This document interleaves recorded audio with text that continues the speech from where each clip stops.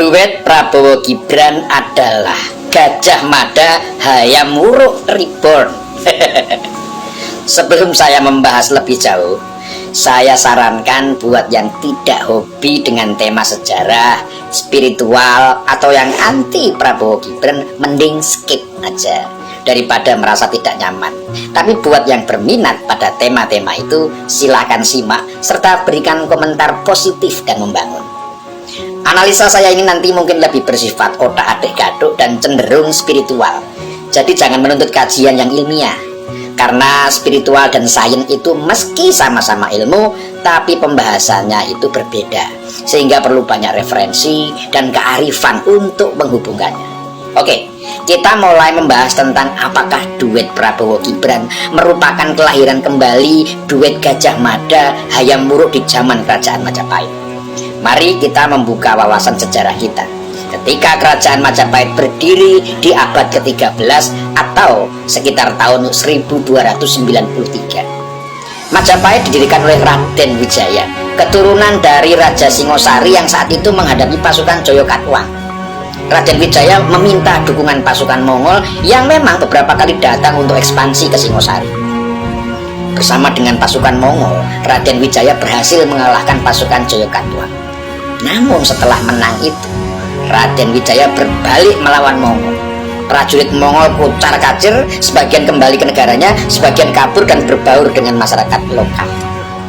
Setelah kemenangan itu, Raden Wijaya mendirikan kerajaan Majapahit.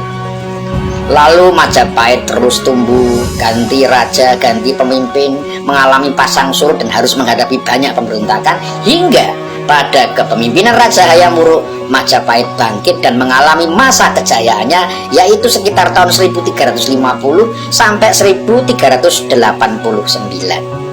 Raja Hayam Wuruk berduet dengan Patih Gajah Mada, berhasil menjadikan Majapahit sebagai kerajaan yang memiliki wilayah kekuasaan sangat luas hingga ke Asia Selatan. Yang menarik, Hayam Wuruk diangkat menjadi raja di usia yang sangat muda, yaitu 16 tahun, menggantikan Ratu Tribuana Tunggadewi ibunya. Usia yang oleh beberapa orang dianggap ingusan dan belum berpengalaman. Namun, berdampingan dengan Mahapatih Gajah Mada yang berpengalaman di bidang militer, Majapahit berhasil mencapai puncak kegemilangan. Armada lautnya yang dipimpin oleh Laksamana Nala atau Empu Nala sangat disegani di wilayah Asia. Tapi akhirnya Majapahit harus menghadapi keruntuhan. Tahun 1527 di bawah pemerintahan Raja Brawijaya V, Majapahit runtuh dikalahkan oleh Kerajaan Demak yang merupakan kerajaan Islam. Padahal sebelumnya Raja Brawijaya V telah memeluk Islam dan mengizinkan penyebaran agama baru itu di wilayah Majapahit. Kejatuhan Majapahit ini kemudian oleh beberapa spiritualis Jawa dikaitkan dengan legenda Sabdo Palon dan Nayagenggo. Sabdo Palon adalah penasehat spiritual Raja Brawijaya V. Sabdo Palon tidak setuju budaya dan agama Nusantara digantikan dengan agama baru dan budaya baru. Namun Raja Brawijaya V tidak punya pilihan. Karena khawatir rakyatnya akan menjadi korban, maka dia memutuskan untuk memeluk Islam.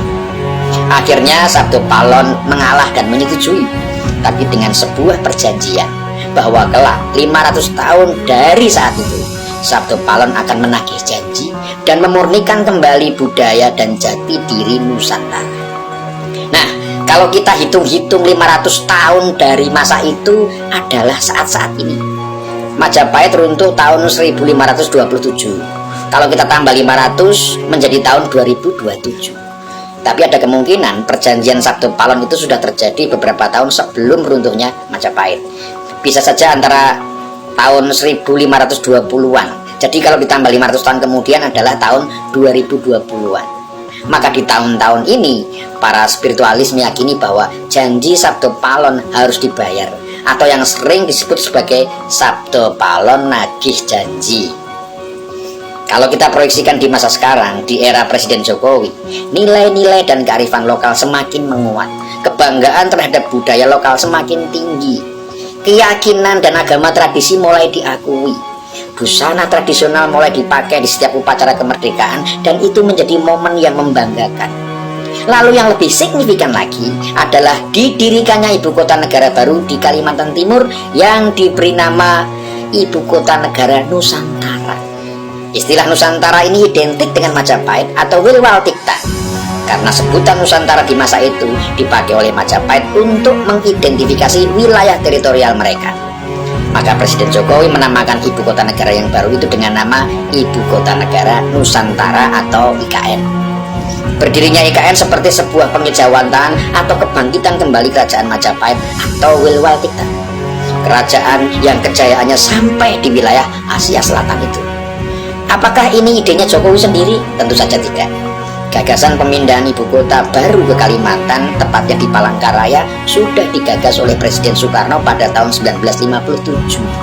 Dan di masa kepemimpinan Presiden Jokowi inilah gagasan itu berhasil diwujudkan dengan didirikannya IKN di Kalimantan Timur atau di Penajam Pasir.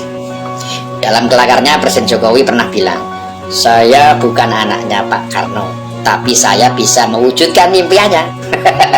Nyindir siapa ya Pak Jokowi? Nah, kalau kita mengenang spirit Majapahit, maka kita akan ingat duet Gajah Mada dengan Hayam Wuruk yang saat itu masih berusia muda. Dan sekarang 500 tahun kemudian, bertepatan dengan deadline janji penasihat Raja Majapahit yang terakhir, kita melihat duet pasangan Prabowo Subianto dan Gibran Rakabuming Raka. Kombinasi militer dengan sipil, perpaduan usia tua dan muda, persis seperti kombinasi antara Gajah Mada dan Hayam Wuruk.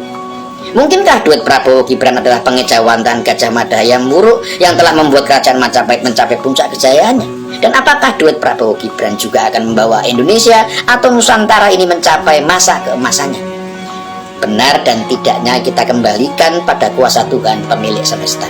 Namun kebangkitan Nusantara atau kebangkitan jati diri kita yang sesungguhnya harus menjadi spirit yang bisa menguatkan kita semua untuk bekerja keras mewujudkan Indonesia emas yang ingin dicapai tahun 2045. Dan kalau Prabowo Gibran adalah manifestasi dari Gajah Mada Hayam Wuruk lalu Nusantara, maka tidak ada salahnya kita mendukung dan mendoakan kerja keras mereka untuk Indonesia, untuk Nusantara.